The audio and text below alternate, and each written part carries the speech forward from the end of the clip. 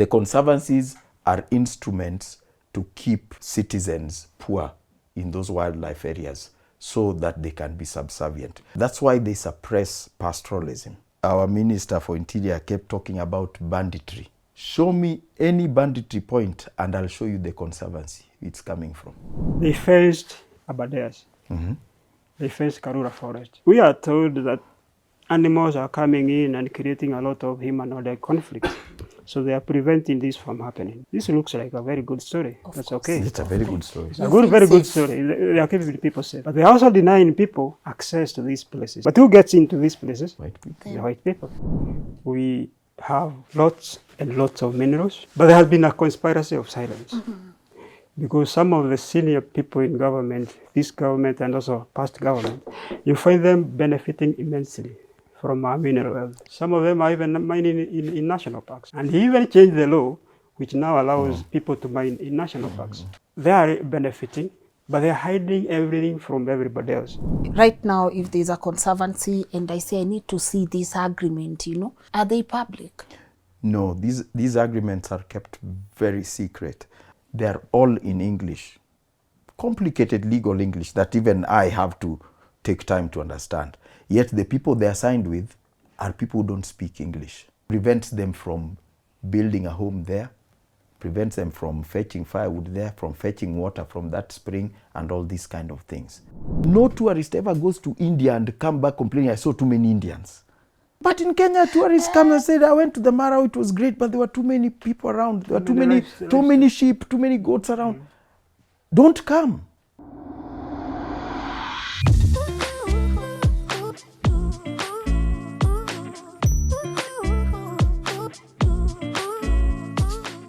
Hello and a warm welcome to today's episode of LNS. My name is Lynn Ngugi, and when I tell you I've waited to have this conversation for a long time, then you will believe me. Even in one of our episodes, once I started reading this book, I told people, please look for this book because the authors have been termed as the people behind one of the most bravest book. When I read it, by the way, my perception of how I view tourism, conservation, Kenya, being a tourist attraction, everything about it changed.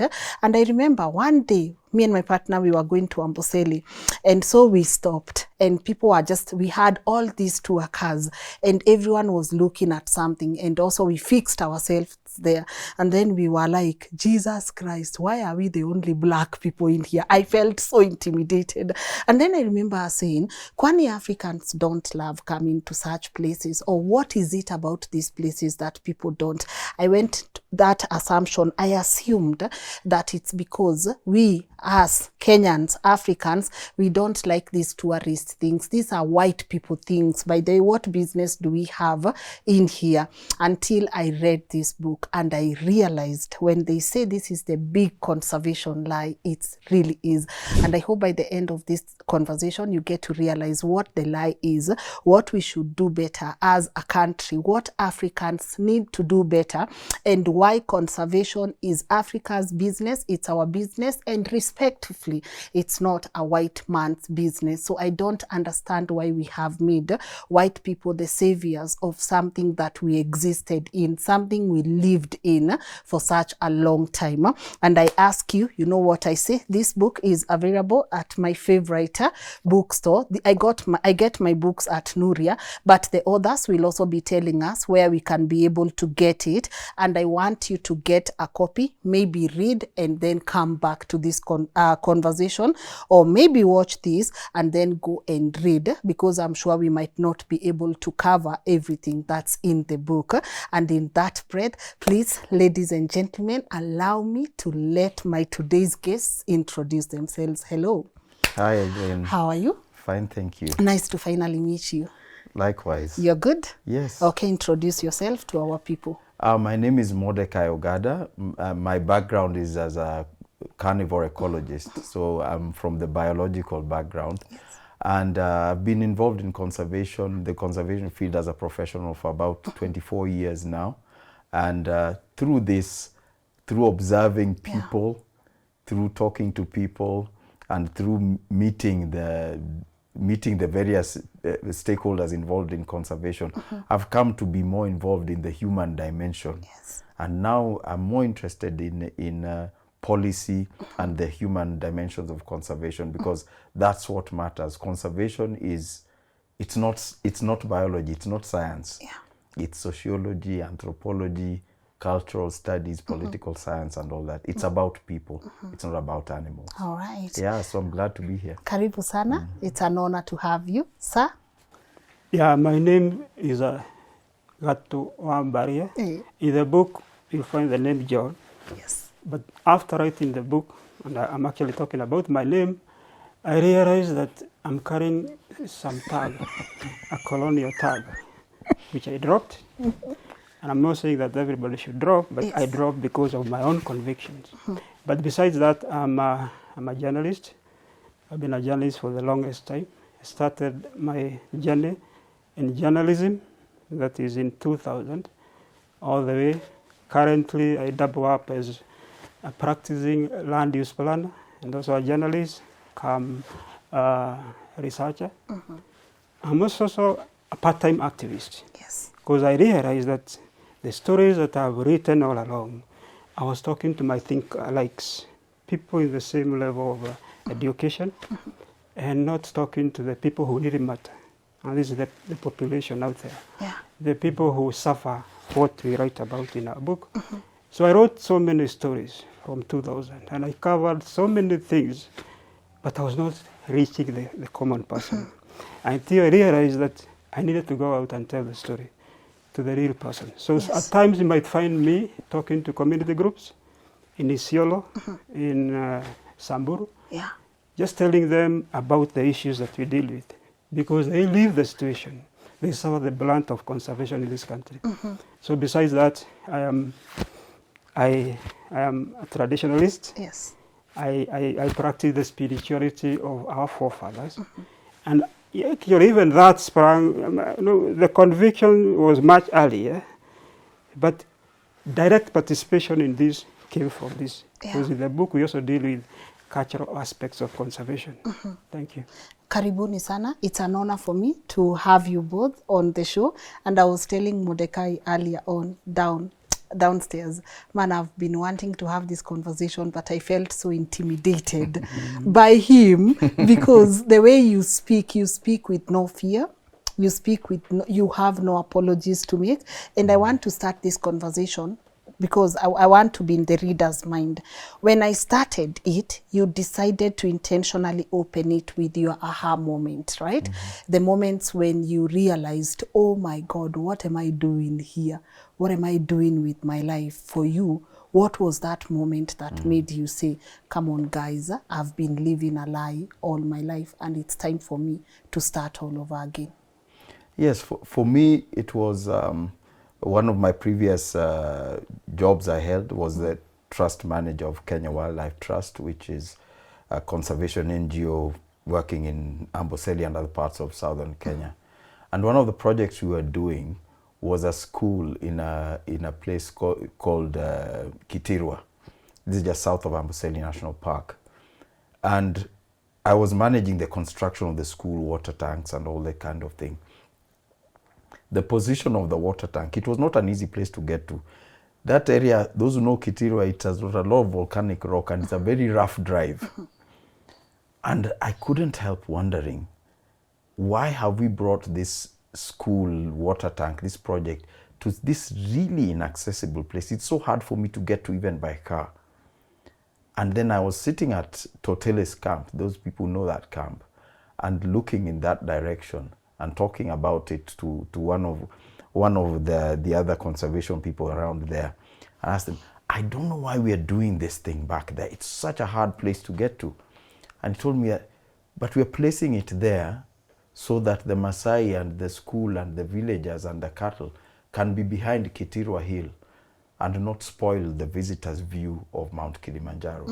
Those of you who've been to Toteles camp, you know it's a beautiful view of Kilimanjaro. And Kitirwa is the only hill there. Yes. So we placed them behind that to get them out of the view of the tourists. And at that moment, I knew I was in the wrong place. Not just, not physically, but professionally, psychologically, and morally in some way. And a lot of people sort of feel guilty that they don't realize these things, but this came to me very late in life.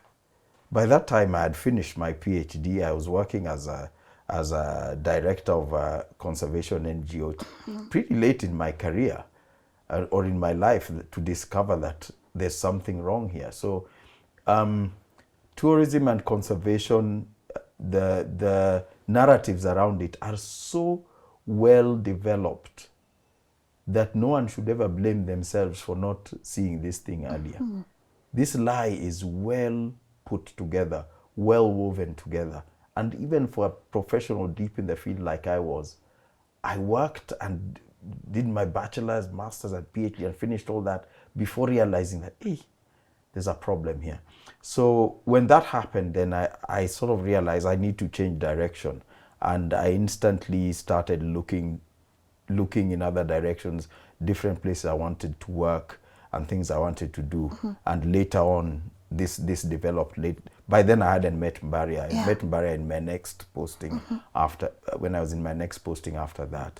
But that was my aha moment. That's when I realized that there's something gravely wrong with what we are doing, this thing we are calling conservation. Good. And I know in the book, you say you were a black person strategically positioned. Yes. Right there. Yes. When we are talking about you just being surrounded by these people who are now telling you that we need to remove the Maasais, because who are the Maasais? To spoil the view.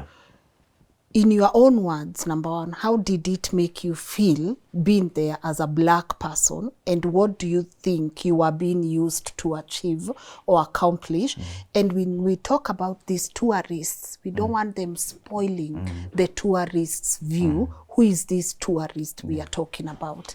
Yeah, that's a very important point. And this is still the same now.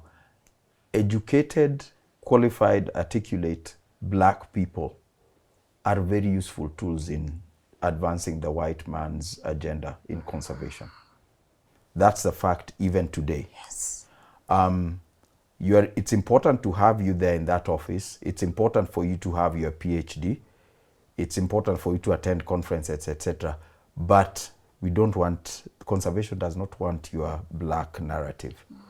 And so black conservation scientists or practitioners get used in this manner, and you get rewarded for it. You're given a big office, big salary, big car, all the trappings.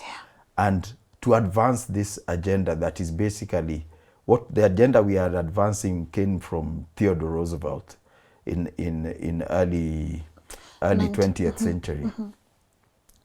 This is the agenda we are still advancing today. And right now, in fact, more recently, it's even become something like black qualified women. Again, because we want to look gender equity and all that, women are being placed in these positions, advance that white man's agenda.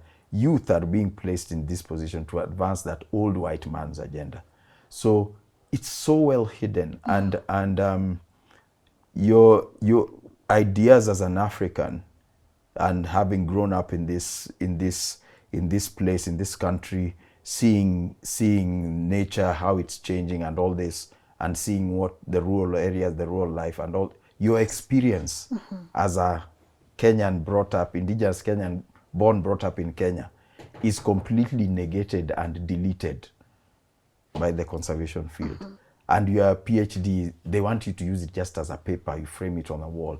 And that's why we have many PhDs in conservation, but they don't use their PhDs. Even the Director General of KWS, he holds a PhD in ecology, but he's in uniform saluting. That's not what he studied for. It takes around 15 years, bachelor's to PhD. That's not what he studied. There are people who study law enforcement, and that's their job. But he should not be doing that. But that's how it's structured. Take the best, sideline them, put them in uniform, give them a hat and salute to them, sideline them, put them in an office, administrative position. They are signing work tickets and leave forms and this kind of things with their PhDs in ecology and wildlife practice. And this is what happens. So you go around conservation organizations, this is what happens. The decision-making guy is not that guy you see or that lady you see in that office. Yeah. Before I move to Mbaria's aha moment, who is the tourist that is being, you know, saved from this ugly view full of Maasais? We need the hill. So you Maasai people, and then in Yuma, as we need the view for what it is it curated for scholar, for Muga, for Dama? Is this what is being curated for, or who are these tourists that need a very spectacular view, and do they really care about the people that are being pushed behind the hills? The tourist, in brief, the tourist is white. And if you want to see the sort of narrative that we push, if there's a movie movies like Out of Africa, which came out, I think, 1986 with Meryl Streep and Robert Redford, whether it's The Legend of Tarzan, whether it's Born Free, the white savior narrative is very much drawn from Hollywood, the arts, the Western arts, etc. And we, as Kenya government, tourism sector, have embraced it. Magical Kenya is something targeted at white people. And even for the indigenous local tourist, like you went to Amboseli and all that, you find you have to immerse yourself in some world of whiteness to sort of partake of this product. And they advertise, look at the brochures and all these kind of things. So that's where it comes from, and that's what we need to change, because the structure of conservation and tourism that we practice is not ours. There is no indigenous African language that has a word for conservation, because that's just how we lived. Yes. Structured conservation is a product of a destructive society. And that's the other thing. When we start conserving in that structure, it's always targeted at the outside person. Fence the forest, fence the wetland, fence in the animals, because it is something that comes from a concept of wanting to acquire and own and exploit, which is not what we did. Good. We shared. I will get to what we did vis-a-vis what was introduced to us, right? But Mbaria, you have Mordecai here getting his moment and saying, oh my God, what have I been doing? A whole PhD holder, you know. In your own words or in your experience, what was that moment that made you reflect and say also, what have I been doing?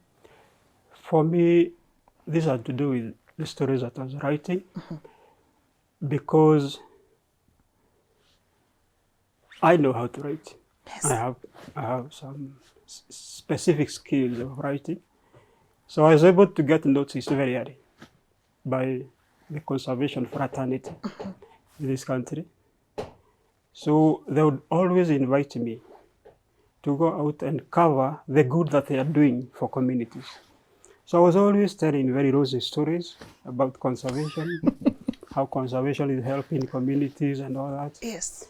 And covering these very good projects. It's about the CSRs of these companies. So, and then in my work, I was flown all over the world. I think when I was practicing, when I was in the newsroom, I might have attended, I think, conferences and workshops and all that in about 22 countries. So they flew me all over. Yeah.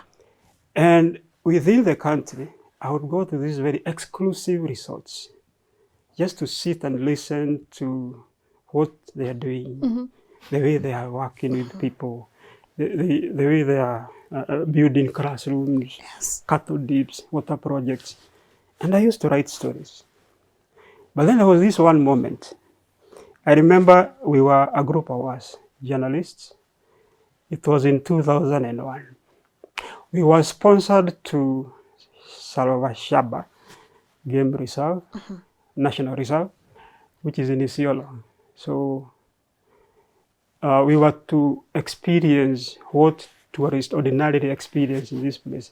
Remember, Shaba is a place where the Survivor series was shot. Yes. So our brief was to go there, write very good stories, so that tourists can keep coming to the reserve and to the hotels. Yeah. So among the experiences that you're supposed to go through was climbing this rock outcrop.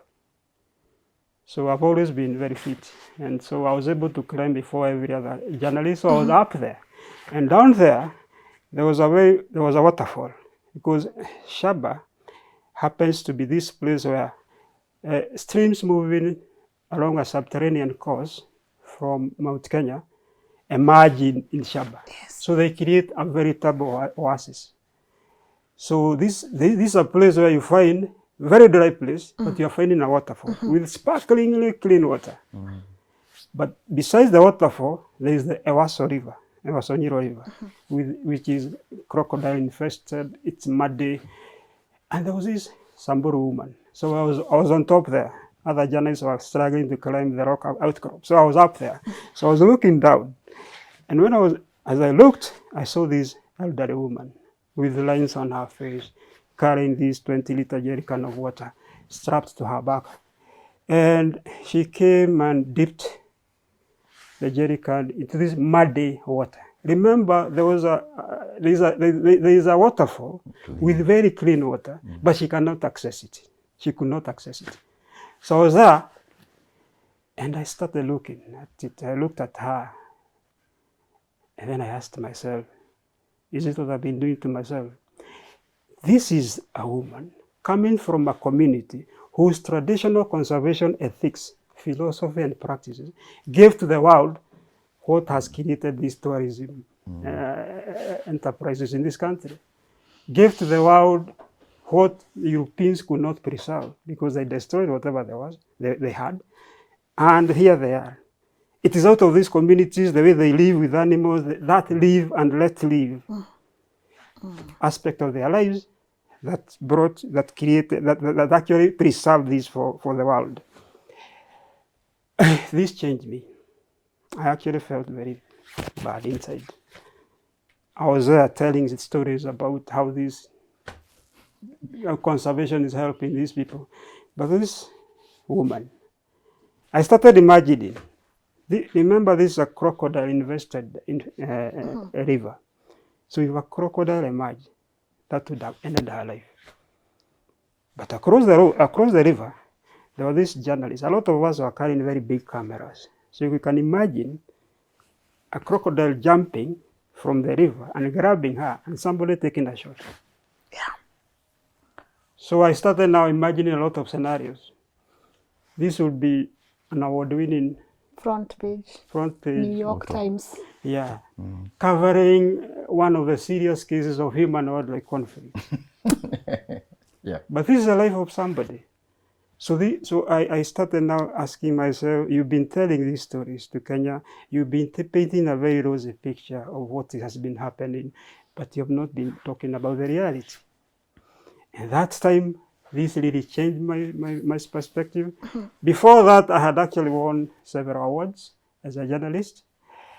But after that, I decided enough is enough of that. So I'm going to focus my pen, and actually later I became an investigative reporter. I'm going to focus my pen on what really happens. And throughout my journey as a journalist, a lot of what is chronicled in our book, I came across serious deceit, a lot of deceit, including by personalities who everybody else praised and everybody thought these were conservation messiahs. Because initially they were so drawn to me. Yes. So they would come to me and I would tell their story. When I started now focusing on exactly what is it that they have been doing, including some of the top NGOs, they didn't like me. Because I remember one of them who is now late, he passed on, saying before a meeting that this journalist, John Mbaria, that time I was John, this journalist, John Mbaria, who we gave an award. Look at what he's writing. So the award was supposed to co-opt me into this system, to get me hear no evil, see no evil, and paint and repaint this very rosy picture. Yeah. So I changed all that. I did a lot of investigations, and I was so shocked by what these people were up to that time. Yeah. I don't want to go into the details. Maybe we are Yes. going to go to the details much later. But as far as conservation is concerned, what is missing and what I realize is that that aspect of communities in Kenya who traditionally have always been conservationists, who have lived their lives and let wildlife live, they are neglected, they are ignored, their thinking is ignored, and there's this over-romanticization of wildlife Yes. to an extent that elephants are beautiful, Where? rhinos are beautiful. But the question is, Yes. if somebody goes to the extent of naming their children after animals, what other respect do we have? No. This is the maximum that people can go. So we really respect animals. We have always respected animals, but this is not seen. It's not seen in the stories that I wrote then. It was not seen then, and it's also not seen. So we wanted to tell this story and say, well, we got to go back to where it all started and tell the story as per the perspective and the philosophy and the practices of our people. Yeah. He said we over-romanticize this whole. I was at Olpejeta. Among their rules, animals have the right of way. Then I was like, hey, they have the right of way. Did they not have right of way when we lived together? Yeah, it's part of the narrative that conservation practitioners try and tell the story like they created something here. Didn't create anything, and we get this wrong all the time with things like that. Animals have right of way. Last year, or I think the year before, was the 75th anniversary of Nairobi National Park. KWS put out a poster there saying, with a rhino saying, we have been grazing this land for 75 years. No, rhinos have been there for thousands of years. It's the white man who created this park 75 years ago. It's Mervyn Cowie or whoever it was who created this space 75 years ago. But rhinos have always been there, I mean, for thousands of years. So conservation practice in Kenya today involves creation of so many myths and narratives. Like there's the story of Sudan, the so-called the last white rhino. Yeah. That is one of the most amazing myths created in my lifetime, certainly. Because you have these rhinos that were taken from South Sudan to a zoo in the Czech Republic. And that zoo went into financial difficulties and decided we want to take these animals back to Africa. But South Sudan is not a very white-friendly place, wasn't then. No. So let's take them to Olpejeta, Kenya. So we take them to Olpejeta and create this story that these are the last ones that have come from Czech Republic, from Sudan via Czech Republic. So they're not even Kenyan animals. And suddenly they become central to Kenya Wildlife Service policy and practice. Ambassadors, dignitaries would make appointments to go and see Sudan, the wild animal.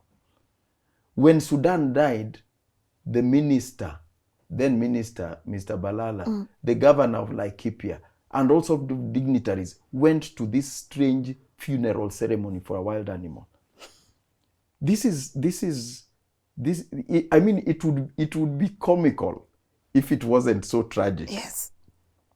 The way we spin these myths around wild animals, and now there's a $9 million project to try and do in vitro fertilization, etc. Can you imagine if we put the $9 million towards conserving the real walking rhinos that still exist in this country, rather than for in vitro fertilization with using Sudan's sperm and the daughter's egg? This is inbreeding that even livestock farmers know you don't do. But that's the ridiculous thing. It's all myths created to ensure flow of funding, to ensure romantic movies, footage, and all that kind of thing. So the reality is getting lost, and the reality of Kenya is actually a lot more beautiful and sort of enthralling than these rubbish stories they come up with. But these stories have become very powerful, like Mbaria just illustrated. Yes. Yeah. I want to move into some of these myths, but here's the thing. So the other day on TikTok, people started talking about minerals, right? Kenyans don't talk about minerals because first things first, do we even know we have minerals? Like the Turkana oil saga happened, and then right now no one is talking about it. People are really happy, oh, we have oil, we have oil, we have oil. And then we discover most of our minerals are in parks. They're in this conservation, these places, they're in this World Heritage. This is a no-go zone, all these things, right? What is the correlation, or what is the connection between what Kenya has in terms of minerals and where these parks have been strategically positioned? And do you think someone always knew that this is it? And so they used the whole conservation myth to try and prevent Kenyans, or to try and blind Kenyans into accessing what is rightfully theirs. Yes, I think, and this problem is not particularly a Kenyan problem. It's an Africa-wide problem. If in history there was the famous speech that Harold Macmillan, I think it was the British Prime Minister, gave to the South African Parliament 1961 February. The Winds of Change. It was called the Winds of Change speech because the advent of independence was sweeping across Africa. After that speech, if you look at the history of national parks, there was a rush to establish national parks, not just in Kenya, but Zambia, Zimbabwe, Congo, and all these other places. There was a rush. And we must remember that national parks, as they were created pre-independence, they were to remain white spaces in a rapidly blackening continent. You see? So as colonialism was moving out, they needed to retain footholds. And there's a close correlation with that. There's a lot of minerals that we have, but I think those of around our age, me and Mbaria, in school we were taught that Kenya has no minerals, apart from soda ash in Magadi. Yes. I think you must have been taught this. No minerals at all. Even though some of us from Nyanza know people are mining gold in Migori, those from Kakamega know there's gold being mined in Ikolomani or in Ortum in Pokot, there's mercury or something. We've always known these things, but just because of going to those places. So when you see the establishment of parks, there are maps, and very old maps, showing mineral distribution. I know Laikipia, where I live, has huge deposits of iron ore, really high grade iron ore, where it looks like a rock, but if you knock it, it produces that ting ting ting sound. So there is a close correlation with this, and those who doubt that it's there in policy, just look at the case of Magadi soda, which we know. Yes. That thing was, the lease of that thing started in 1924, 100-year lease. This is 2024. They are now looking to turn it into a conservancy. I think Rather than return it to those Kajiado people, Maasai people. I think to add on to that, among the other things that we were taught, that apart from soda ash, we also taught that there is diatomite in Kariandusi. Kariandusi is close to Gilgil. But among the stories that I did was that in 2003, remember, we had Moi and Moism paving way to NAC and Kibaki in 2002. So in 2003, Kibaki went east. So he invited the Chinese over. And one of the things that I listened to, it was on national television. The Russian ambassador said that Russians geologists knew what what minerals were in Kenya by 1940s. So this is the Russian ambassador saying this. So after that, I started now investigating how did the Russians come here. That time there was the Soviet Union and communist bloc and the capitalist. So I only to come and realize that the Russians were actually invited here by the British to do exploratory studies here. And the British retained the data. And before 63, when we got our independence, they spirited away all these documents. The other thing that I also realized is that after the Russians had done their studies, we started now declaring, the colonial government started declaring national parks. They started with Nairobi National Parks, as it says, in 1946. And thereafter, others followed. So one of the things that, in the book you talk about manufactured coincidences. One of the things that has happened and has always continued to happen is that you are having a white conservationist in quotes, Yes. either within a national park or close to a national park, and having lived there for over 50 years. And I can name them in all the national parks. Yes. And to me, is that these guys have been monitoring what happens within the national parks and outside the national parks. Yeah. Then you also find there's a close connection between the late Richard Leakey and the outfit that he started, which was TBI, Turkana Basin Institute, and Stony Brook University in the US, and Tulu Oil. So you are finding that Tulu Oil is actually hiring and contracting Leakey and these people to do what is called social work within CSR within the area that Tulu was operating. Yeah. But what was more interesting to me is that for so long, Leakey posed like these archaeologists. So the researchers that were coming from Stony Brook University to this area, which is Sibiloy National Park and the areas around there, some of them were actually geologists. So you're wondering, why would somebody who is doing archaeology and who is involved in fossil hunting also be involved in geology? Only to realize that that the oil that was in Turkana was discovered much earlier, around 1950s. But all along, like we were this in our most impressionable ages. And remember this: the people who were taught that Kenya does not have minerals are today the policymakers. Yes.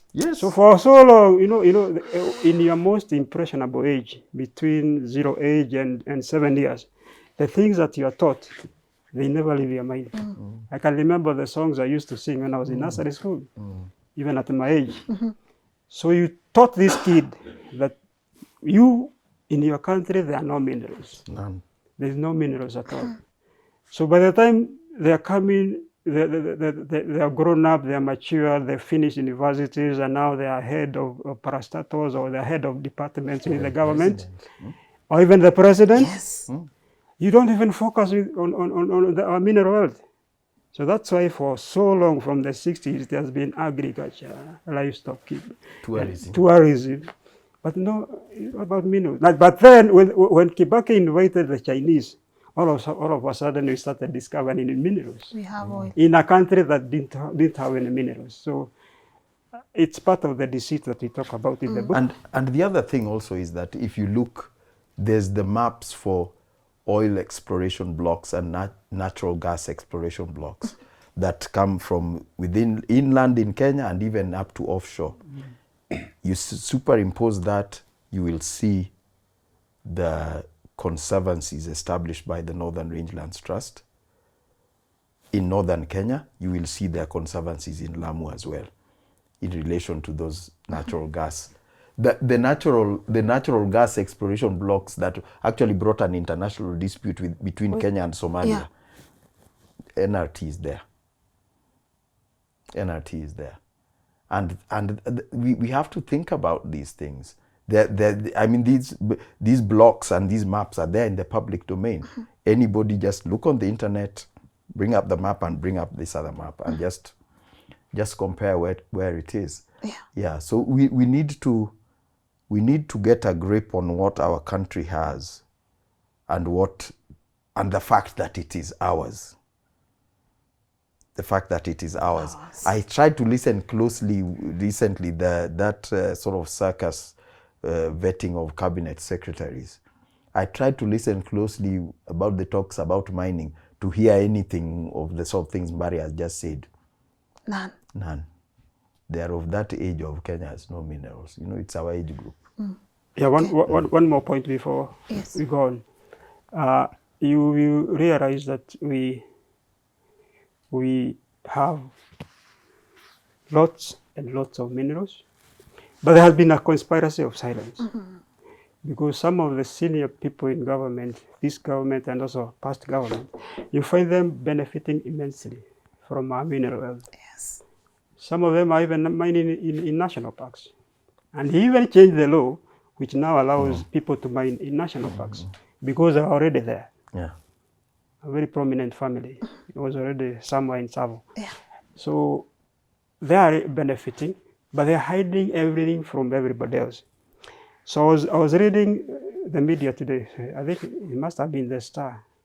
And there's this story that Kenya is renewing its mineral map, updating it so that it can attract global investors. They talk about global investors. Then I'm asking myself, why global investors? This is our resource. Why not invite people to invest? And we have the money. We actually have the money, because I remember in 2008, when there was that Safaricom IPO, Safaricom wanted 50 billion shillings, but it oversubscribed by more than 800,000 Kenyans who paid 220 billion. So if we start mining companies or even corporate that can actually be dealing with mining, people have the money. Yes. They can invest. Okay, they have the technology, but we can hire that technology. We can even buy that technology. We can even hire them to do the stuff for us. Why is it that always you are thinking of foreigners coming in and benefiting from our resources? Like he says, first we need to know what we have. Yeah. Secondly, we need to know what we have, because it's ours. It's our birthright. We cannot always be giving out things that define our country, because these are resources that actually define our country. The same way Egyptians have the pyramids. Wildlife, the natural resources define our country, Kenya. So we cannot be giving away. We cannot always be looking for somebody out there. We can actually own them. We can actually invest. We can actually benefit from them. We are capable. Yeah, we are capable. There was that conversation the other day about JKIA, right? And the same conversation has happened about Magadi soda. Are we saying Kenya, we don't have qualified people who can be able to manage these places? Or when you say right now, there is a conversation about turning Magadi soda into a conservancy. What is the hidden truth behind this word, conservancy, and who benefits from conservancies in Kenya? Yeah, and those are very pertinent questions. First of all, just for clarity, Magadi soda, you see, the company that actually extracts the trona from the lake. The lake and the lake itself, the area they're using comes to around 40,000 acres. But the land held by that organization is 250,000 acres. Yeah. Let's be clear about that. 250,000 acres. That's what's held by those people who use that 40,000. They only use it less than 20% of it. So it was leased as a white space. And Kenya doesn't want to let it become a black space, because we need to understand that culturally and in terms of our government and governance structure, Kenya is imperialist. It's totally imperialist. And that's why what Mbaria has just been talking about, these resources, getting local investors, the one problem with that is that it will make Kenyans wealthy and it will destroy the class divisions. Even the airport you are talking about, I'm sure there are Kenyans who can invest in that. That's a small investment. But then it's so small. Yeah. Why on earth would we even look anywhere outside this country to get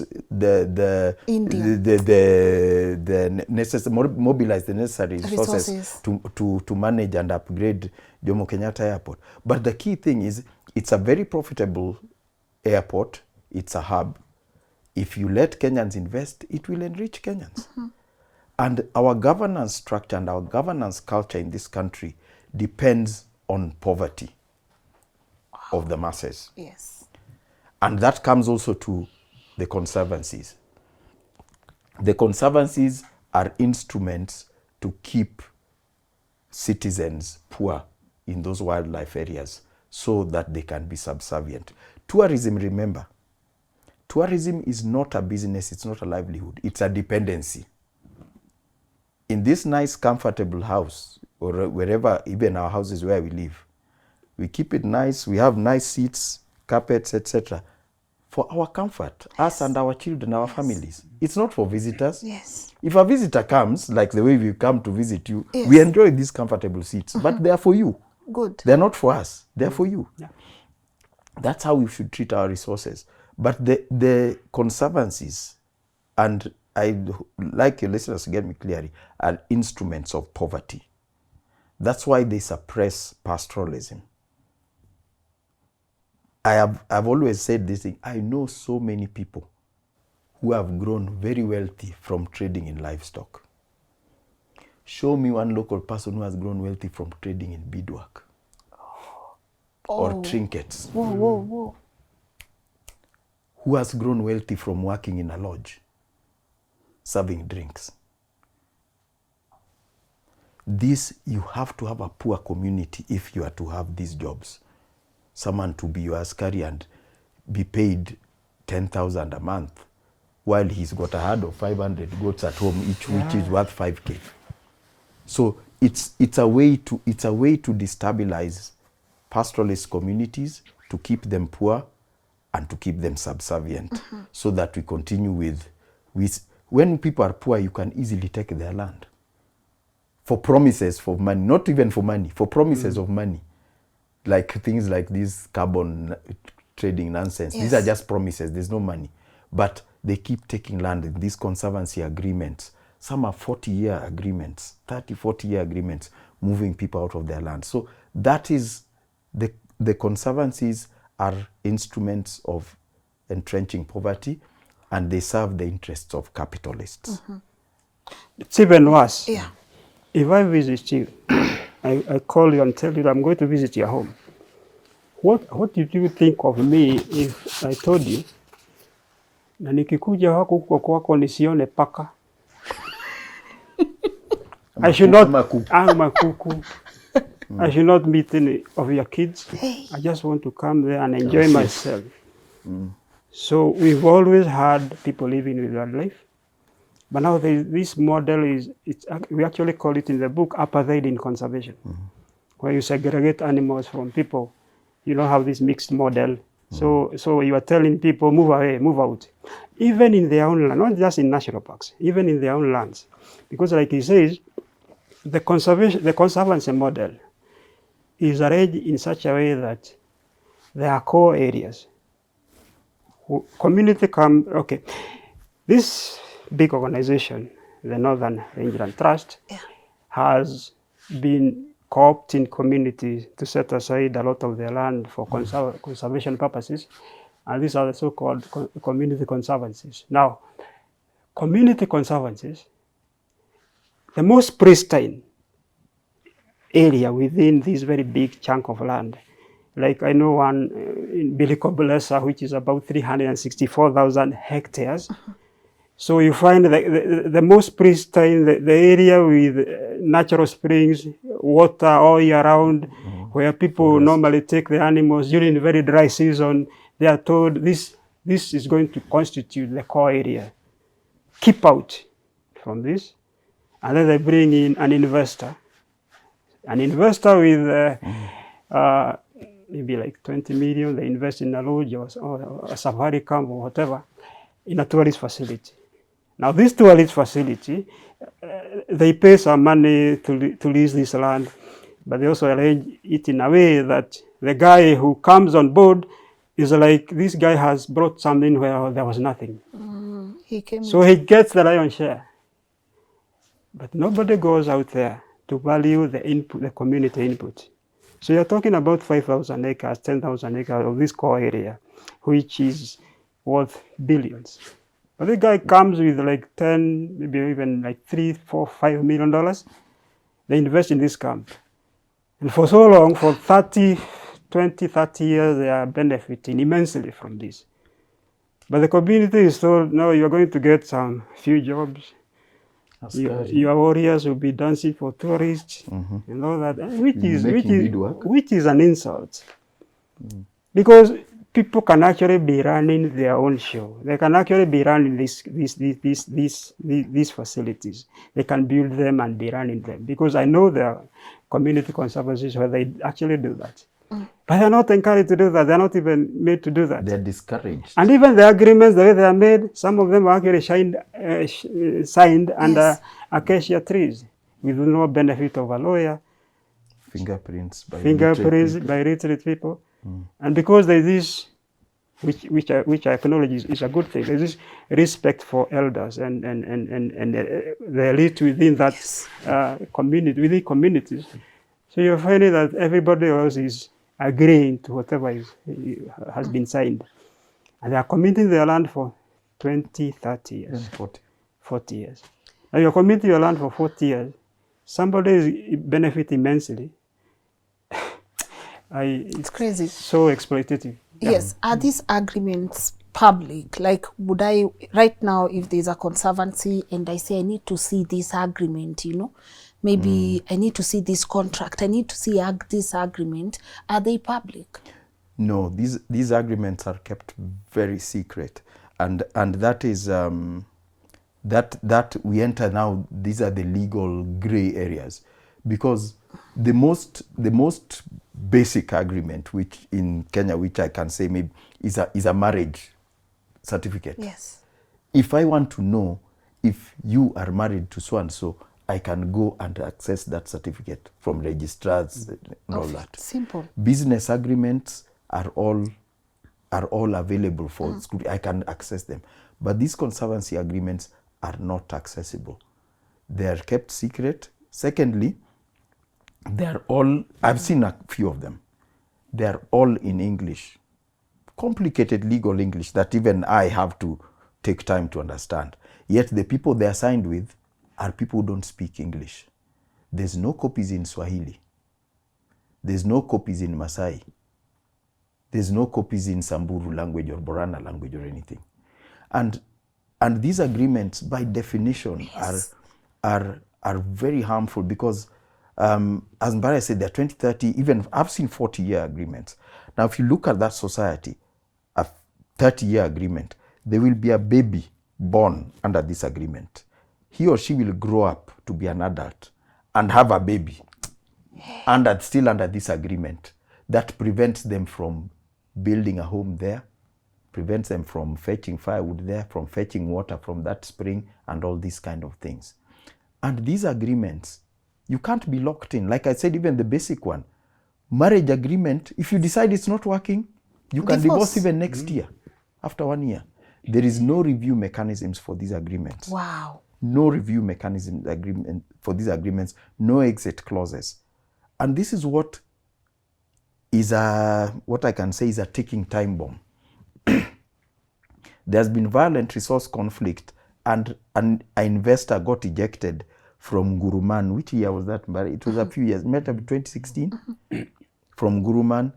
Another one got ejected, a lodge in Shompole, Kajiado, south of Nairobi, was burnt down in 2011, I think, because of this, because they've realized we are being exploited. Yes. And we don't have an exit clause. And it's the young people who led that.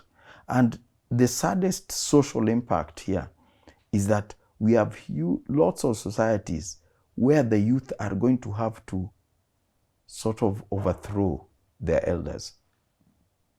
because their elders are signing off their future.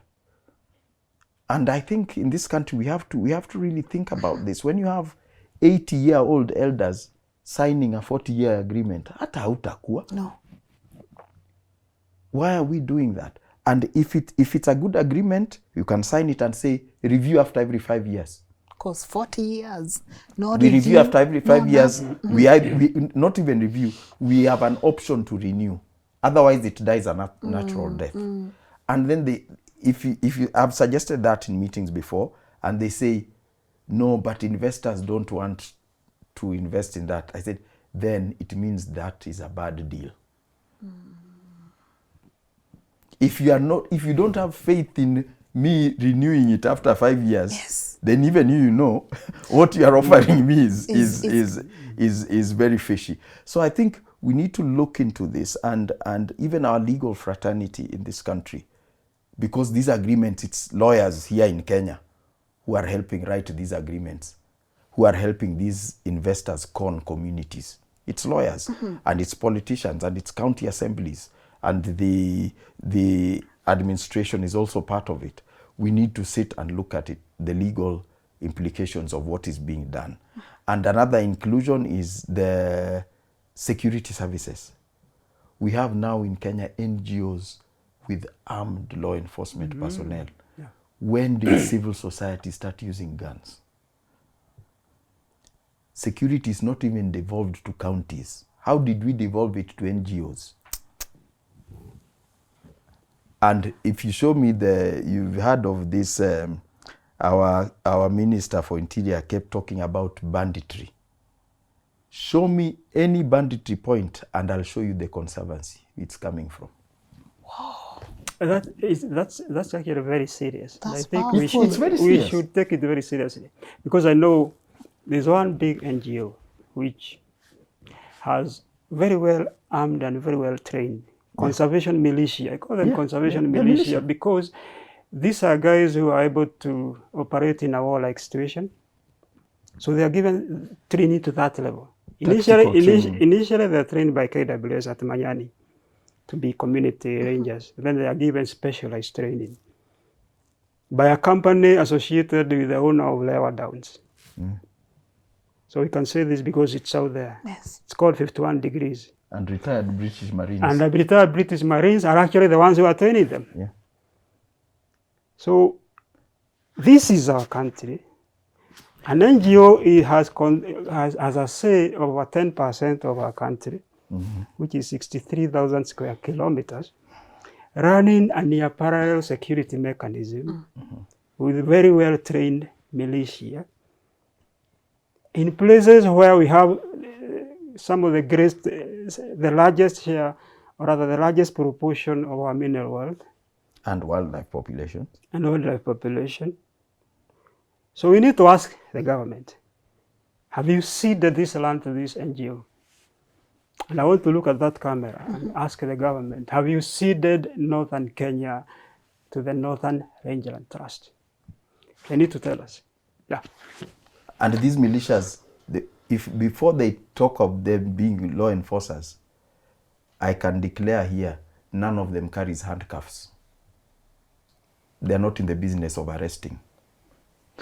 What are they in the business of? They carry guns, tactical weapons, not handcuffs. They are not law enforcement. They never take anyone to court. I don't know if Mbaria knows of any. They never taken into court. What does the government, before we move to the government, mining, conservancies, let's talk about Big Pharma. Where does Big Pharma come in all this lie? Where does Big Pharma come in? I think Big Pharma comes in especially with our forest resources. Our tropical forests are repositories, are basically biodiversity hotspots in terms of plants. Yes. There's so many medicinal plants that have come from these forests, that still come from these forests and are still being used by local for local medicinal purposes. Probably the best known is Prunus africanus, which the Kikuyu call Muiri. Yes. And this is very important in treatment of prostate cancer. And this during when the late Richard Leakey was still in various powerful positions in both wildlife sector and government, the sole license for export of this from Kenya was given to his brother, Jonathan Leakey. Jonathan Leakey. Yeah. And this is, so he's working with Big Pharma and making huge amounts of money for both himself and those companies at the expense of Kenya's natural resources. And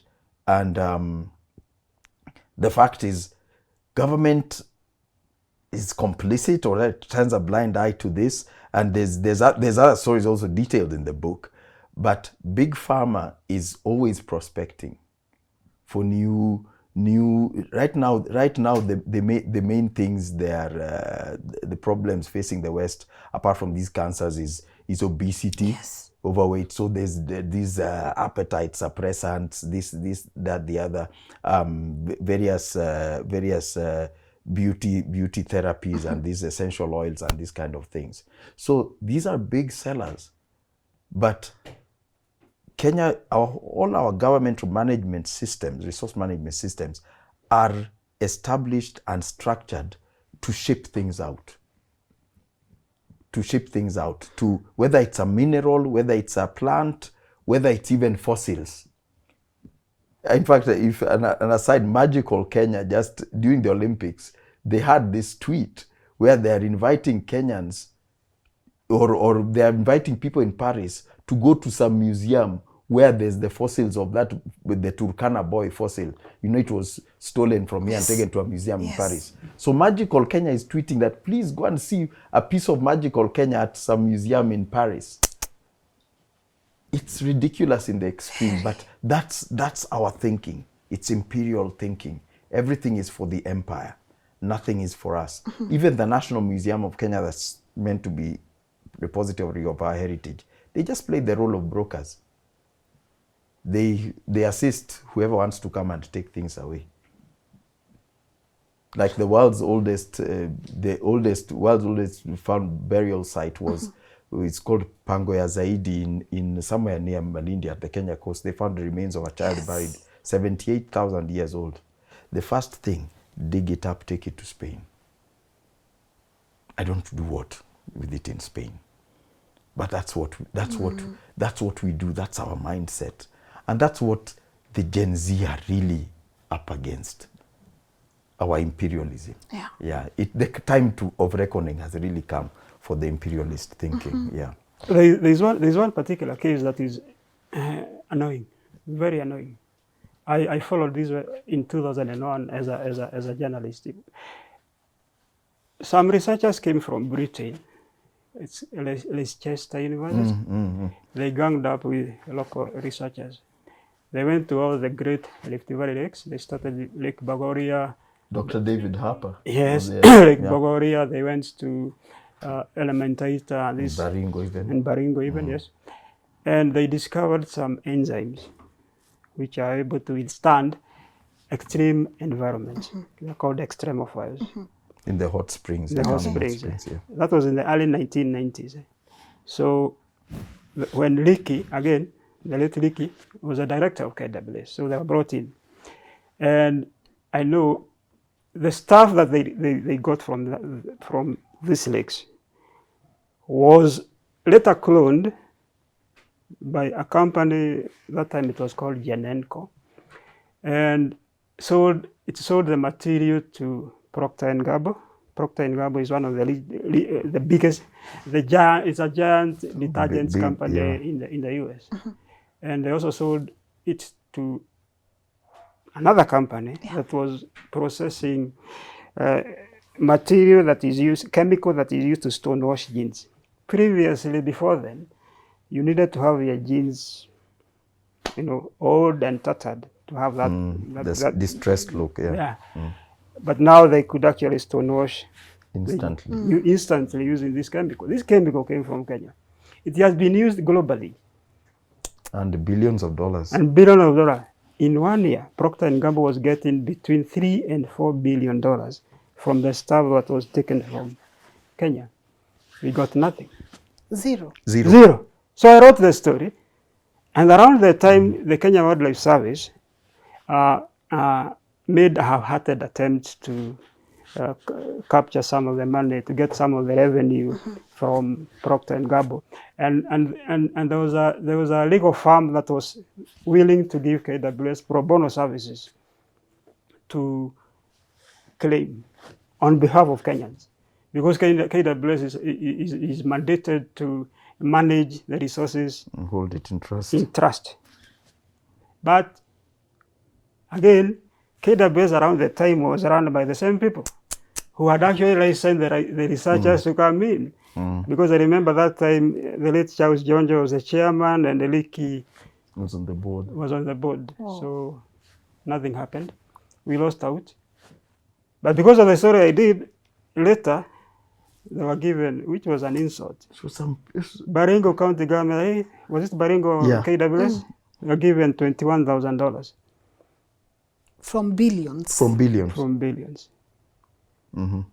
And they were singing all over hallelujah because of that. So we are in a situation where we really have to change our whole governance system, Our thinking. because that is where the problem is. Because these people, they are just like the slave, the people who are getting their own people and selling them to Europeans around 500 years. They're the same people. They are the same people who sold lands in our country. Because I know some of the chiefs, people who actually became paramount and colonial chiefs, like in the place I come from, are the same people that sold this land. So the Mzungu comes in, and these guys, he befriends them, Co-opts a few. co-ops a few, and gets the land that belongs to clans and communities. So there's no difference. Africa has not changed. And I think that's why I fully support what the Gen Zs are doing. Not just in Kenya, but across these other places, like in Bangladesh and also Even Nigeria. in Nigeria. Yeah, because we tried, we couldn't. We tried doing what we did, but Now nobody. your children. Yeah, our children. Yeah. Does it amaze you? I was checking even on Nuria's top most purchased books. Does it amaze you that yours is still up there? Why do you think a lot of people are actually purchasing it, given that you wrote this in 2016? Yeah, launched 2017. Yeah, that's 8 years ago. But a lot of people are actually really interested. What has changed? What shift is happening? I think from my personal perspective, I think it's people beginning to understand, because from my personal perspective, I'm in the conservation space. Yes. When this book first came out, so I'm talking about 2017, 2018, people in the conservation space would not even want to be seen having a cup of tea with me. I was ostracized, the complete pariah. After 2018, after we had the disaster with when Balala, financed by WWF, they translocated some rhinos and all of them died and all that.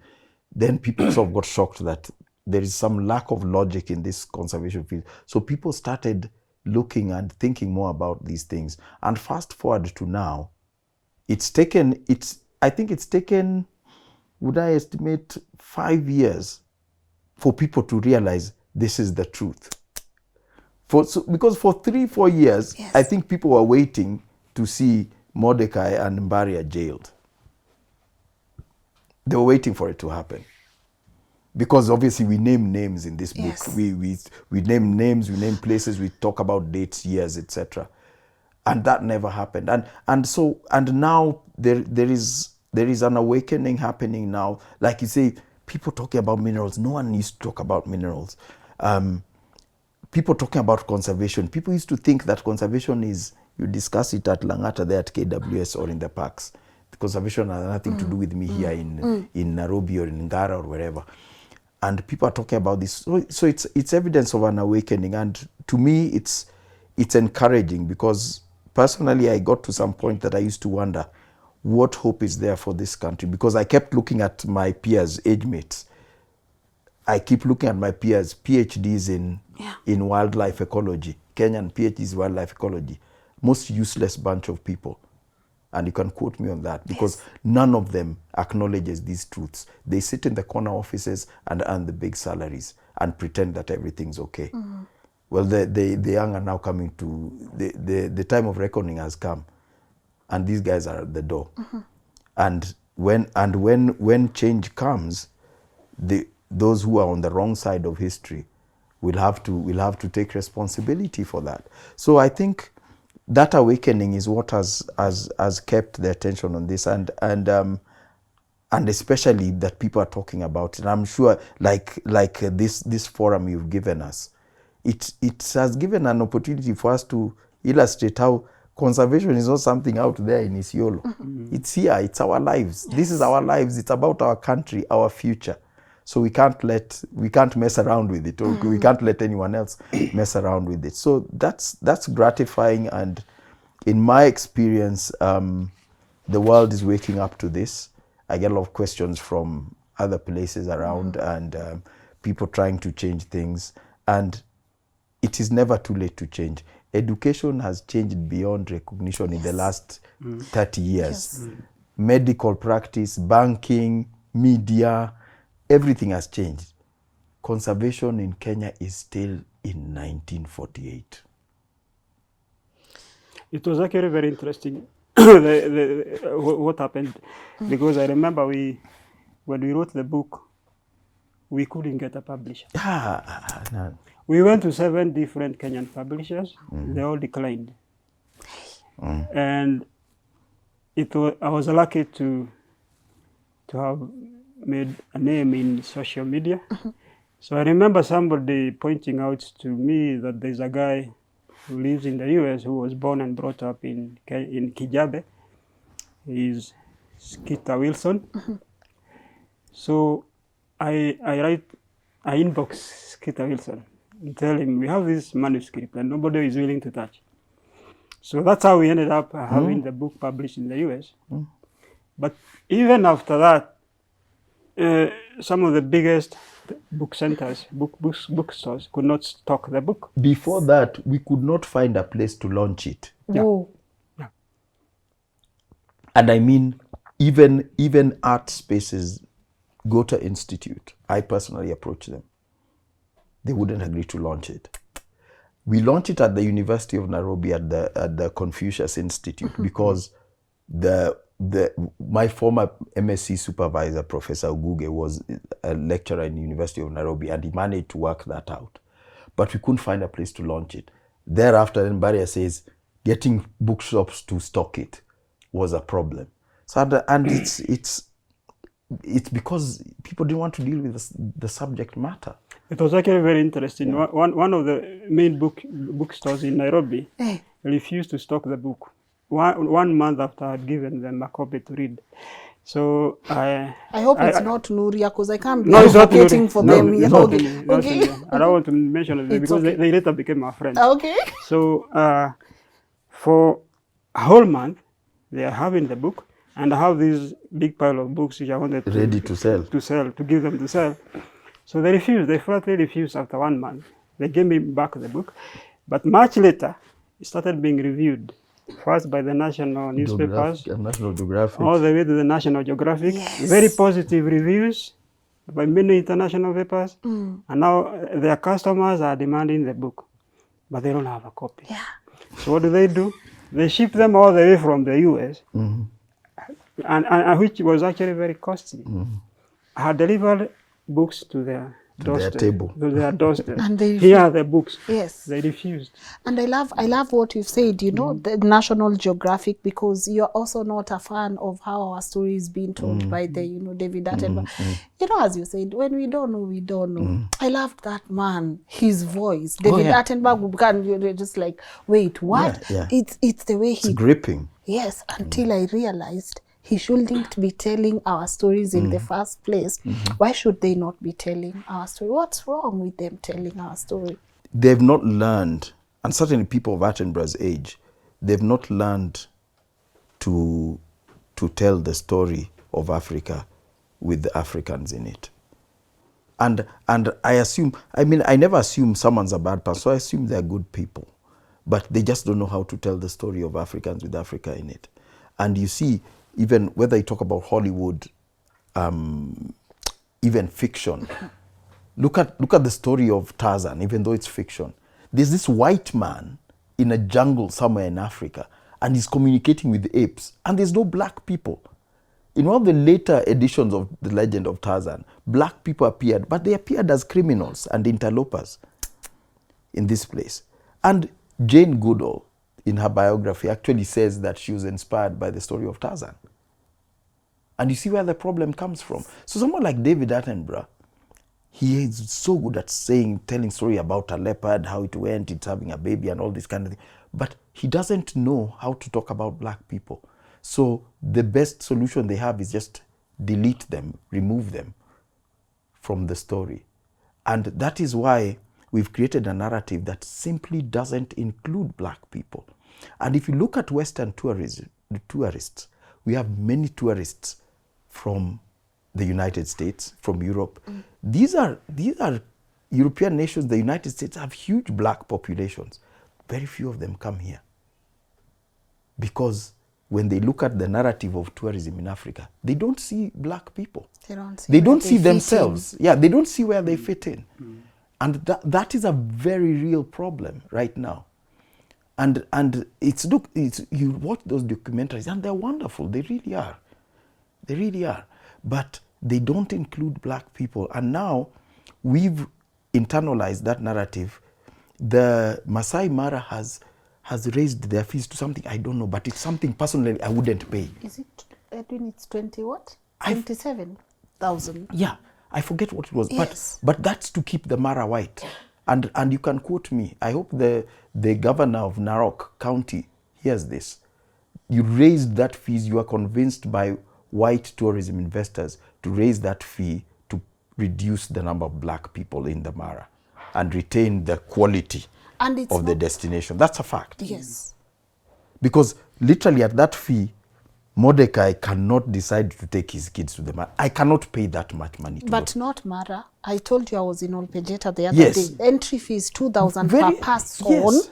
Per person. I'm imagining I have my kids, my wife and everything. Yeah. I need like 10,000 to enter. There's a fee for the car as well. Oh, there you go. And you see, we are actively working. We black people, the management of Olpejeta, majority black people, working, the board, majority black people, I think all black people, actively working to maintain white spaces in Kenya.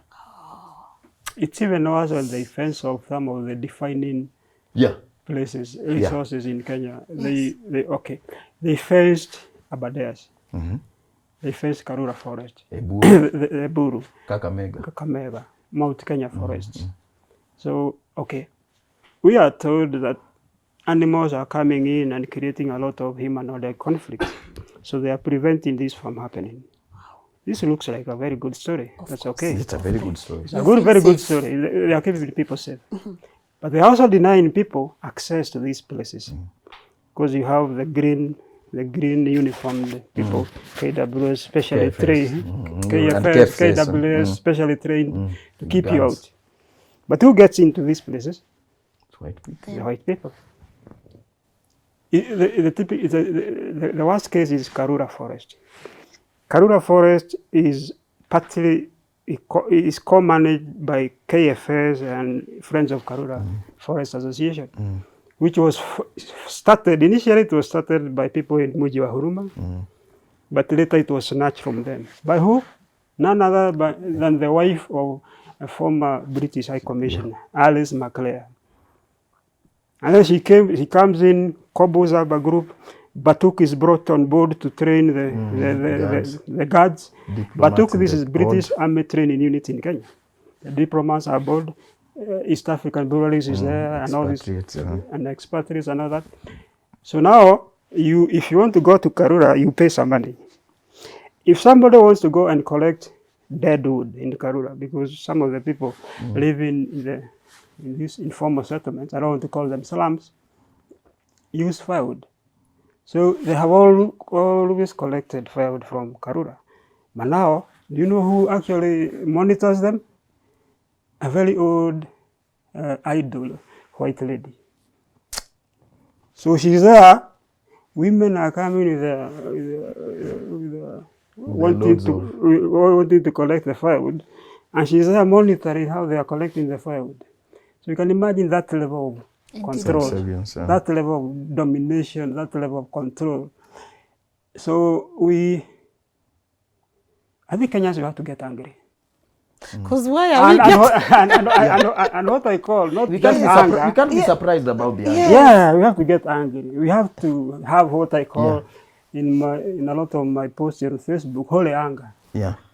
You are correcting this situation for the better of everybody. You are not getting angry to kill somebody. Because the fence round Mount Kenya, Yeah. if you see it at the bottom part, it has chicken wire, the sengenge.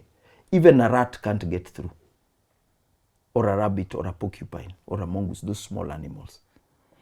The environmental impact of that fence. Look at Mount Kenya, and there I'm talking about the nature. Look at the dry season grazers who need to go up there. There are these various spiritual sects who pray. Yes.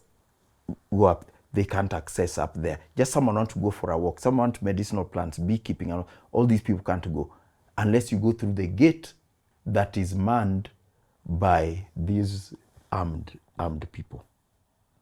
And let's be clear, we don't need even to talk about the behavior. When you put up a fence, put a man in uniform or a woman in uniform with a gun, that is violence. Even before they shoot someone. That a fence is an instrument of violence. Whether we talk, even around the world, talk of the fence North and South Korea, talk of Israel and Gaza, all these, the Berlin Wall before it went down. Yeah. Fences are instruments and symbols of violence. And the other day at the CS vetting circus, Aden Dwale was saying we need to continue fencing. We need to fence our wetlands. People need to fetch water. People need to fish, need to collect these reeds for thatching and this kind of thing. We need to breathe. We need to breathe. We need to just go for a walk. Yes. Saying we have to fence our wetlands, we have to fence our forests, we have to, and you realize that there's this, they left our generation hollow with a primitive core that only understands imperialism and whiteness. And these are now the people in charge of this country. And that's why they, even when the Gen Z protests happen, they're wondering, what are these people protesting about? What's wrong with them? A lot of these people in leadership actually don't understand what's going on. They're so deeply steeped in it. And it's my generation. Many ask me, like, Kwani, what's your problem? Yes. What's your problem? Yeah. You were director of this organization, you left here, what's your problem? Kuna unataka nini? Why did you do a PhD and you don't want to enjoy these benefits? Mapochopocho easy. I think what Ogada is alluding to is over-militarization of our conservation. I've always argued that rather than have about 4,000 rangers in Kenya Wildlife Service, we need to have 4,000 social workers. Because animals are not the problem. Yeah. Animals are well catered for by God or Mother Nature, whatever. But you find the problem is us people. Yes. How we relate with these places. Shida. So why have so well-trained armed rangers manning the resource that is ours? Manning the way we interacted with animals for so many years. You find there are places outside the national parks where you find community, the herders are grazing the animals. And the elephants and out there. They are passing by. They are just passing by. So we can actually have mixed use, but this is not promoted because again we have to promote apartheid in conservation. We have to remove people. The white tourist is not happy when he sees people herding animals, and then Black like people I asked you, how can you come to my place and tell me not to have my kids in my own home? Yeah, and I always say that a foreign tourist, if you do not want to see Samburu kids, Samburu with their camels, don't come to Kenya. If you don't want to see Maasai people with their livestock, don't come to Masai Mara. Go watch your elephant in the Bronx Zoo. If you don't want to see, Luya people, don't go to Mount Elgon area or to Bungoma. That kind of thing. If you do not want to see Kikuyu people, why are you going to Mount Kenya? No. If you don't want to see Tharaka people, Meru people, don't go to Mount Kenya. Stay in your country, wherever you are. That's the truth. If you don't want to see Maasai people, what are you doing in Amboseli? You don't want to see these Taita people, what are you doing in Savo? That's the truth of it. No tourist ever goes to India and come back complaining, I saw too many Indians. Which tourist ever went to China and came back saying, I saw too many Chinese people? Because they are scared. But in Kenya, they'll be borrowed. Yes. But in Kenya, tourists come and say, I went to the Mara, it was great, but there were too many people around. There were too many sheep, too many goats around. Don't come. Don't come. Period. Don't come, period. This is their home. They were fine for the 5,000 years before you came. We were fine. We were fine. And I love, there's an example you used before we started recording on the Savo, so that people understand that we don't need Savo to be a tourist destination. It's what's inside there that we should get. Could you repeat that part so people see, the understand? most important thing about Savo is the water from Mzima Springs. Not the elephants, not the buffaloes, not the lions. The water from Mzima Springs that is a lifeline for 3-4 million people. That water from that spring, that is priceless. So anyone who thinks that the most important thing about Savo is that few dollars paid at the gate, you are mistaken. If you think the most important thing about Mount Kenya is those few dollars paying to go climb on the snow peaks, you are mistaken. The most important thing is the water that supplies, I don't know, half of this country. Yeah. That's the most important thing about Mount Kenya. The Abadeas, that few dollars you pay at the gate to go camping there, that's nothing. That's marupurupu. That's byproduct. The water that feeds Nairobi, that's what the Abadeas is about. That's the most important thing. So when we start understanding this, then we'll realize that tourism ni kelele. That's noise outside the gate. Byproducts. It's like leather. After, when you raise livestock, Hiyo leather. yeah, hiyo leather, iko na tundu ama kama ina tundu tupa. You know, yeah, that's the thing. You raised it for meat or for milk, not leather. So imagine if livestock traders decided that we are now raising livestock for leather, are you mad? Then if you say we are conserving for tourists, you can ask the same question. Are you mad? And that's why our practitioners are losing their way. I've seen even posts on social media of KWS vets going to treat a zebra that has been injured by a lion. And I ask, are these mad people? I call them busybodies. Are these mad people? Is this Disneyland? They are treating what? It is there. See, a zebra is supposed to be eaten It is by a supposed lion. to be eaten. And if it escapes with injuries, the hyena gets it. Yes. That's how it works. I've seen them going to the Mara, treating a lion that has been injured in a fight with another lion. And you wonder that this is dominance. This, lions, when a new male takes one, they kill the other one. That's how it works. That's how this thing works. Yes. Now under this injured one, while it's still injured, are you buying beef to come and feed it? What's happening? KWS vets should actually be out there treating someone's cow which was scratched by a lion. Yes. Someone's goat. Someone's goat, those kind of things. That's how we even build that relationship, partnership with the community. Yeah. Oh, ng'ombe yako iliumizwa, give it antibiotics, nini, fine. Not treating zebras. But you see, we don't know what we are doing. Yeah. Because philosophically, I can say without fear of contradiction, the conservation sector in Kenya, philosophically right now, does not know what they are doing or why they are doing it.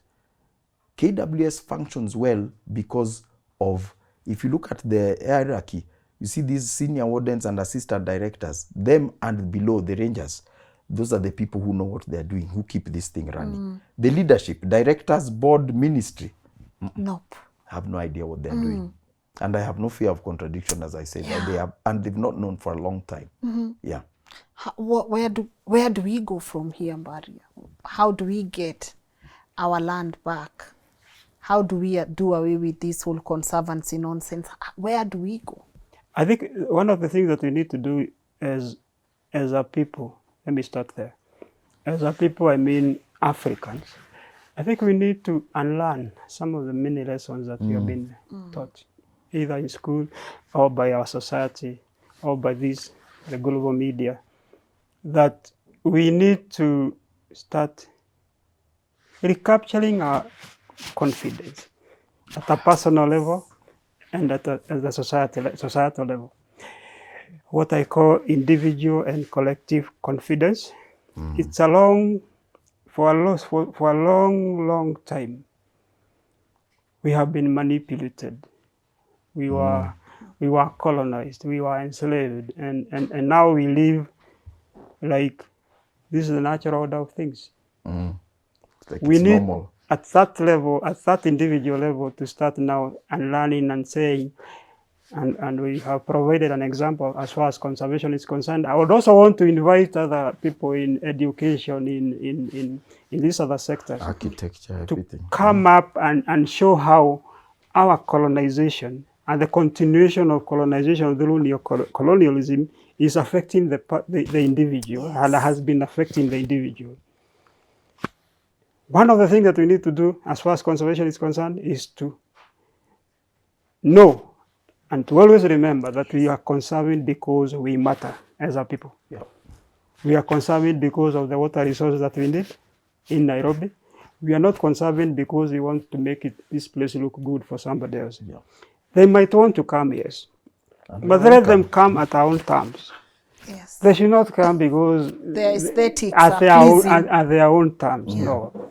And then the other thing is that we don't need to over-romanticize wildlife. Like he says, let nature take its course. But more importantly, I think we need to have, in order for us to own what we have, we need to have a change of leadership. Total change of leadership in this country, governance system in this country, and that's why I fully support Gen Z in what they are doing. Because this problem has nothing to do with an individual. It is very systemic. It comes from our colonization, and it has continued to date. And much more importantly, I think we need to reconfigure Kenya. Kenya was configured by the British for their own ends. And I've always said that. We are still in that configuration. We are still in that configuration. Now, how do we reconfigure Kenya? I think we need to change the software and the hardware. The software is how we relate with each other and with the environment, how leadership relates with the lead, if they are the lead. And then through that change of the software, I think we are going to change a lot of things in this country. But most importantly, we need to tell the British that although they have remained with a lot of our resources, we are going to get them back. At some point in our future history, whether it's now or in some future history, we are going to get them back. Yes. Whether you are going to buy them from them or whether you are going to come up with a law, we are going to get them back. You know why I'm saying that? He talked about oil blocks in this country. Over 400,000 square kilometers, which is about 3/4 of what the territorial mass that is Kenya, is concession to either a British company, an Australian company, or a Canadian company. Now you need to know that Australians and Canadians are the British in diaspora. A settler colonies. Yeah. So if they are concession in land that actually belongs to people, so as you sit here, you might be saying that you have some land, but somebody already. It's not mine. Yes. And then these things are kept, this is top secret. We never participated in the concessioning of this. So all the agreements, and that's why governance now comes in, all the agreements that were made without our participation, we cannot honor them. We cannot continue honoring them at all. If communities are suffering out there, communities need to be assisted by lawyers. And I have seen in the spaces, there are lawyers who have come up and they are actually doing some spectacular work. So we need to revisit these agreements. Why would somebody come in a resource that is worth billions, invest like 50 million shillings, and get the lion's share of the proceeds? who did the valuation? Huyu amekuja, huyu mzungu amekuja na shilingi milioni 50. Na sisi, we have a resource that is worth billions. So if you are going to share the proceeds, we should be getting 90% and this mzungu gets 10%. Actually, but it's the other way around. 96%. It's the other way around. So we need to change all this. But we must get, maintain, and sustain holy anger. Good. Mordecai? Yeah, I think Mbaria has pretty much covered it. What I would add is that education. We must educate ourselves, and by education, I don't mean what this thing that these strange rituals we go through in school and university and all that, because it is configured to make us subservient. When you hear the way I speak, I don't speak like this because I have a PhD. I speak like this in spite of having a PhD. PhD is meant to make you imperialist in Kenya. You now should be calling yourself doctor and agreeing with what the government says and using your education to advise and advance the ideas of the uneducated. That's why I always say Theodore Roosevelt was a racist megalomaniac who knew nothing about ecology. But 150 years later, you have people with PhDs in ecology trying to advance his ideas. So we have to educate ourselves. And I'm talking about only conservation, economics. We have to read history, the arts. We have to read our stories, our songs, our paintings, the arts. We have to embrace that. So far, Kenyans are trying so hard to run away, escape from that. We have to embrace that because that's part of what we are. That's what Mbaria was saying. Instead of KWS having 4,000 rangers, they maybe can have a few hundred rangers and 3,000 and something social workers.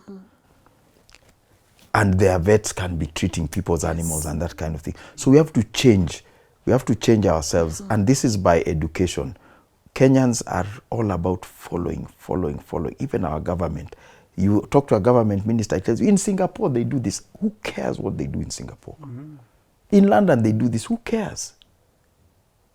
What do we do in Kenya? So we have to stop repeating these mantras. That's why things like scams like carbon credits have gotten their way into our cabinet policy. What's wrong with carbon credit? It's this global scam that implies that you can pollute in Germany or in Europe or in America, and if you come and push Lynn Ngugi aside and plant trees on her land, it makes the pollution you're doing in America better. The only thing, it's like in children in school, if you had a child who can misbehave, then this one gets caned. You'll end up with an abused child and a psychopath. True. That's what you'll end up with. It's as simple as that. So I think we have to educate ourselves, chart our own path. We have the skills in this country. The skills in this country is crazy. It's amazing. Everywhere I travel around the world, I meet Kenyan engineers, everywhere. But in Kenya, you come and find expatriate misfits running Kenya, while Kenyan experts are running other countries. And so we have to educate ourselves about what's valuable about us, and we be proud of that education and advance it. Learning never stops. Learning never stops. So let's keep learning. And the thing is, with the recent protests, people have learned they've learned shortcomings. These young people have looking at our generation and saying, tumeona ujinga yenu mahali iko. And that's a good thing, because now we have to be responsible for what we say. So let's keep learning. Let's not close ourselves to new learning, and let's not wholesale accept what other people are doing or saying, because they have their own confusion and their own interests. And we cannot follow that. No. Go on, Barry. No. And when the dust settles, I'm talking about what the Gen Zs are doing. We have to focus on the origin of our predicament as a society. History, kabisa. History, you have to focus on that. Because, like he says, and like I do, in this country for so long, you can insult the president. You can criticize or insult the president. Yeah. But as we realized from writing this book, you cannot criticize a Mzungu. Yeah. We have this inherited colonial trauma, Yeah. which we must overcome. Yeah. We must rise. We were not colonized. Our grandparents were colonized then, but we have inherited this from them to a point that The fear. that serious publishers in this country could not touch this book because we dared with him to criticize Wazungus, to paint them as they are. Yeah. So maybe they were asking, who are you? Yeah. You dared to say someone could not run Yeah. his own business, and he came and he started To running. tell you how to and run. Yeah, that is George Adamson. George Adamson was only famous because he was lazy. Gold prospector, hunter. Sleeping next to lions Lions. made him very famous. And even films are now made. Hey. in his honor. And the only, You know, Hey there, you know, it's and shocking. then you go and dare yourself and you write about it. in fact, we were waiting for them to take us to court. Yeah. Yes. We would have been very happy. Yeah. We were actually longing for it. Yeah. Because we had documentary evidence which he and I collected over the years. So we had these proofs. Yeah. Yeah. They did not dare because we were ready for them. Yeah, what we revealed was maybe 60% of it, and we kept the worst 40% secret. So if we want to go twende kazi. Or Twende rather, Yeah, give twende us another one. Twende kazi. Yes, twende kazi. But I really do appreciate. I know we've not, honestly, I know we've not tackled much on the book. There is a lot, but see, that's where now people go and get a copy, Go and get a so copy. that they can be able to also educate themselves. Yeah, This- so it's available at Nuria, but those who are outside the country, it's available on Amazon, Good. both in hard copy and Kindle. Good. Yeah, so it's They can also get it from there, Cindy. But I appreciate all of you. Social handles or watu watafute. Yeah, I mean, I'm on X. I'm just M_Ogada. Yes. Facebook, I'm just Mordecai Ogada, as it is. Yeah, and on even YouTube, you can find me just Mordecai. Mtaingia TikTok. Sijaingia TikTok. I'm waiting for my son to come from school. Then he can manage that for me. How to go about it. Me. Yes. Yeah. Good. Mbaria. I'm on Facebook as Mbaria. Mbaria Mbaria. Yes, Okay. And I have some following. Good. I'm also on X. Okay. Under the same name. Under the same. Mbaria. All right. Ogada, Mbaria, thank you so much. I hope we have a second one. And that there's something you mentioned that I really wanted to explore, but then I knew it would be out of this particular topic. How we are making, how you empower and you give these Black women roles. Yeah. Just to balance the equation. We have to talk and about I've that. been wanting to really ask, is gender equality a myth? Or what are we doing as Africans engaging in these conversations that we might not be able to know where they are coming from? So I know we'll have so many conversations together. Yeah, we have the contacts now. Now we have the contact. You are members of LNN family. Thank you. Tami wanalikujianga saa ingine juu ya Kierere, lakini I say we have to stand. At the end of the day, we have to be on the right side of history. No matter what happens, we have to be on the right side of history. So I wish you well, even as you travel back. Thank you. And to you, my people, the big conservation line is available on Nuria, Amazon. I'll be putting a link on the comment section, but I really hope you get yourself, like me, I was just reading and I was scrolling.